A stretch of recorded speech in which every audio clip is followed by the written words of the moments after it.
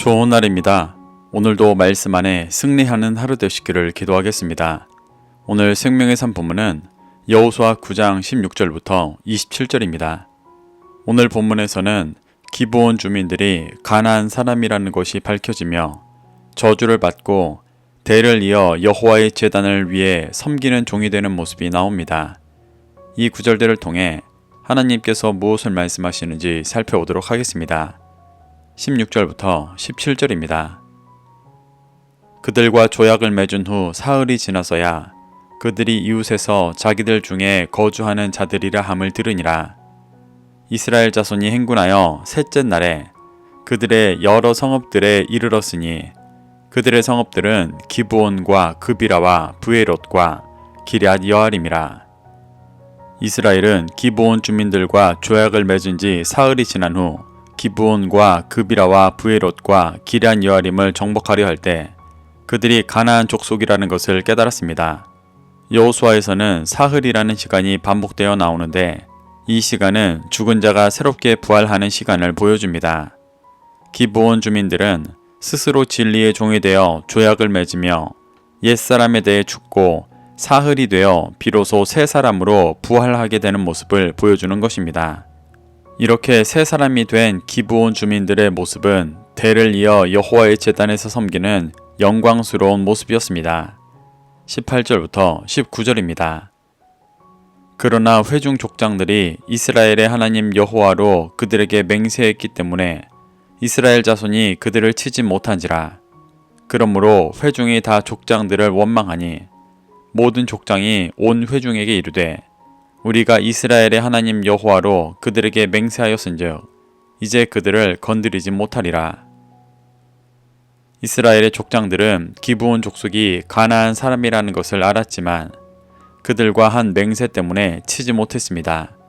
그러자 회중들은 기브온 족속을 건드리지 못하게 된 것으로 족장들을 원망했습니다. 백성들이 족장들을 원망한 이유가 그들을 쳐서 얻을 노획물을 갖지 못해서인지 가나안을 온전히 정복해야 한다는 하나님의 말씀을 이루지 못해서인지 명확하게 나와 있진 않지만 어떤 이유든 이 반응은 여호수아의 가나안 정복 전쟁의 목적을 완전히 이해하지 못하고 있는 모습을 보여주는 것입니다.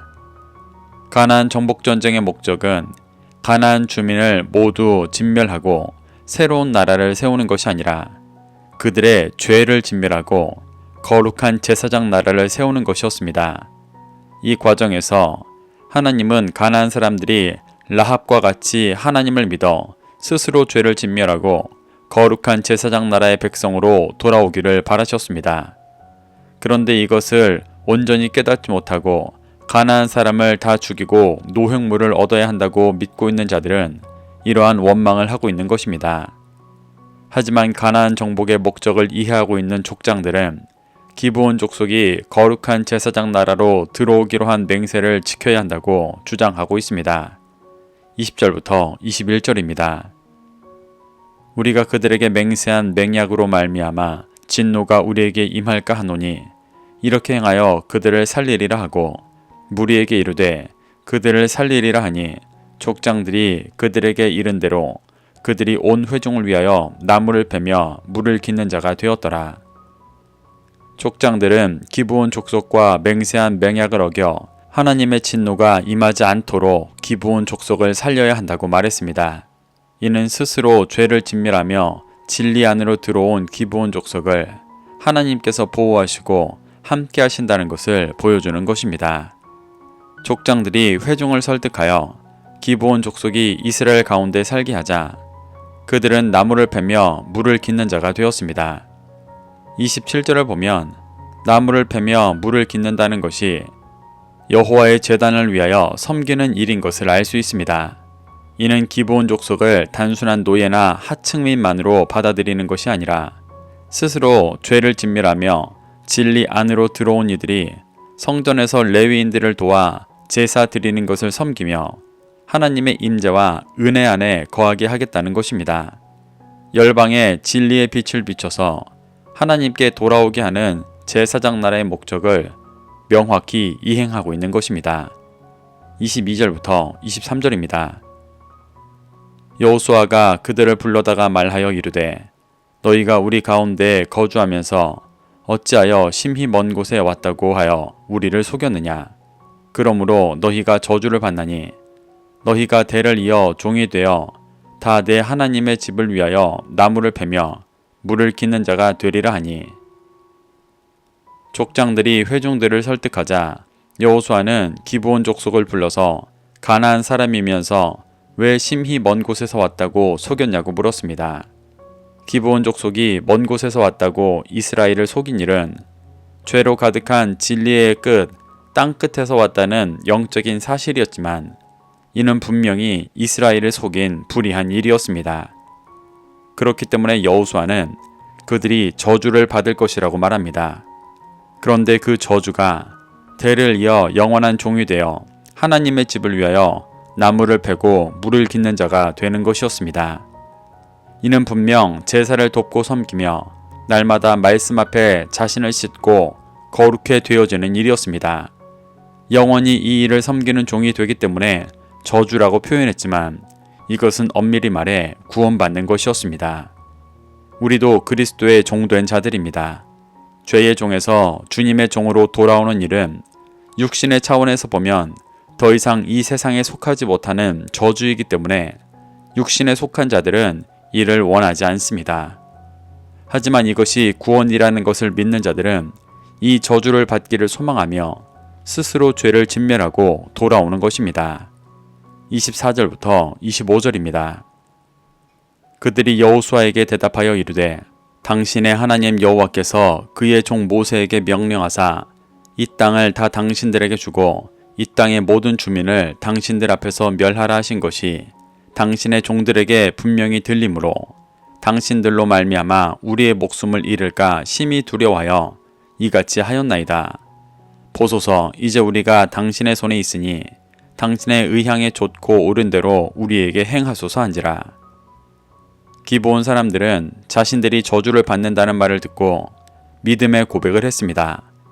이들은 여호와께서 모세에게 명령하셔서 가나안을 이스라엘에게 주시고 가나안을 멸하라 하셨다는 것을 분명히 들었다고 말합니다. 이렇게 하나님께서 가나안 가운데 행하고자 하시는 일은 가나안 전역에 퍼져 있었습니다. 하지만 대부분의 가나안 사람들은 이를 거부하고 이스라엘을 대적했지만 기브온 사람들은 목숨을 잃는 것이 두려워 스스로 이스라엘에 들어왔습니다. 이는 단순히 생명을 잃는 것이 두렵다는 것이 아니라 다른 가나안 사람들과 같이 죄와 함께 진멸당하는 것이 두려워 하나님께서 거룩한 제사장 나라를 통해 주시는 구원을 얻지 못하는 것에 대한 근본적인 두려움을 고백하는 것입니다. 기브온 족속들은 하나님께서 제사장 나라 이스라엘을 통해 열방을 구원하실 일을 믿고 그 구원으로 들어오고 있는 것입니다. 그래서 자신들의 거취를 여호수아의 의향에 좋을 대로 행하라고 맡깁니다. 이는 자신의 육신이 철저히 깨어지고 하나님의 뜻대로 행하기를 고백하고 있는 것입니다. 26절부터 27절입니다. 여호수아가 곧 그대로 그들에게 행하여 그들을 이스라엘 자손의 손에서 건져서 죽이지 못하게 하니라. 그날에 여호수아가 그들을 여호와께서 택하신 곳에서 회중을 위하며 여호와의 제단을 위하여 나무를 베며 물을 깃는 자들로 삼았더니 오늘까지 이르니라. 기브온 족속의 믿음의 고백을 확인한 여호수아는 이스라엘 자손의 손에서 그들을 건져 죽이지 못하게 했습니다. 그리고 여호와께서 택하신 곳에서 회중과 여호와의 제단을 위하여 나무를 베며 물을 깃는 자로 살게 했습니다. 이는 기브온 족속을 거룩한 제사장 나라의 일원으로 받아들이고 누구보다 겸손하게 하나님을 섬길 수 있는 일을 주어 이 자손들이 영원히 주님의 집에 거하는 은혜를 준 것입니다. 이렇게 오늘 본문에서는 기브온 족속들이 가나안 사람이라는 것이 밝혀지며 그들의 중심이 드러나고 대를 이어 여호와의 제단을 위해 섬기는 종이 되는 모습이 나옵니다.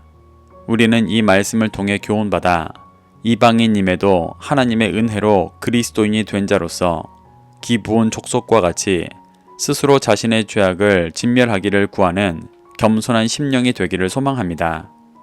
그래서 하나님의 은혜 가운데 주의 집에 거하는 자가 되고 거룩한 제사장 나라로서 열방의 진리의 빛을 비추는 그리스도인 되시기를 축복합니다. 오늘도 말씀을 심령에 새겨 승리하는 하루 되시기를 기도하겠습니다.